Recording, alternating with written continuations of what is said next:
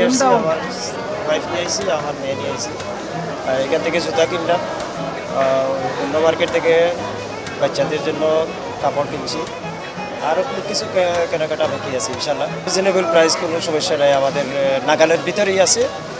তুলনামূলক গত বছর থেকে এই বছর একটু কম প্রাইস আমার কাছে লাগছে। জি, আপনার কাছে বেবি মাল আর আপনার লেডিস মাল এগুলোর চাহিদা আছে আর কি কাস্টমারের। আগে তো বসেছিলাম, এখন তো যাক ভালোই হয়েছে এই কয়েকদিনের মধ্যে। ভাই আছে ব্যবসা আপনার এখনও আপনার উঠে নাই। আপনার সিলেটি মানুষ তো, অনেক মানুষ আমরা বাইরে থেকে আসে, আপনার ফ্যামিলির সাথে ঈদ করবে, ফ্যামিলির সাথে শপিং করবে, ফ্যামিলির নিয়ে আনন্দ মুহূর্ত কাটাই।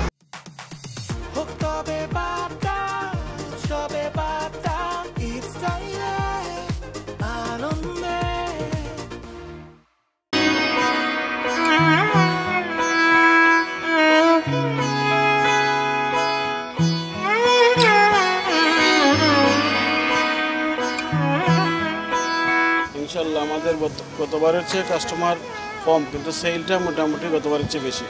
কাস্টমার যারাই আয় 100 জন আসলে মোটামুটি 95 জনেই কেনাকাটা করে, কিন্তু এর আগের বছর আমরা দেখছি 100 জন আইলে 50 জন টিকছে না, কিন্তু সেই হিসাবে ব্যবসায়ী খুব ভালো। মোটামুটি ঈদের বেচা কিনা ভালোই চলতেছে। আর বর্তমান বাজারে এবার বেগি যে প্যান্টটা চলতেছে, আর এই টাইপের প্যান্টগুলো চলতেছে ইন্ডিয়ান কাপড়। এবার মানুষ বেশি আছে, বালা লাগের সিলেটর আর কয়েকদিন আছে মাত্র আমরা ঈদর। আর কিছু কেনাকাটা আছে, কর্ম রিজনেবল আছে, সপ্তাহ কিনবো, আরো কত কিছু আছে কেনার বাকি। নিরাপত্তা না থাকলে তো আমরা মার্কেট করতে পারলাম না। আলহামদুলিল্লাহ ভালো আছে। আমি কিছু লইছি না, এখনো লইমু, চিন্তা করাম লইতাম, লইরাম দেখমু। আর ফ্যামিলির সকল আছেন বালা সকলটা, মোটামুটি দেখি কিতা লোয়া যায়।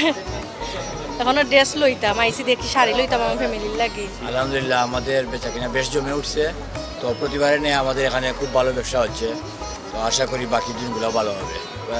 সকাল 10টা থেকে আমাদের এখানে সেল শুরু হয়ে যায়, আমরা রাত 2টা পর্যন্ত সেল দিতে থাকি।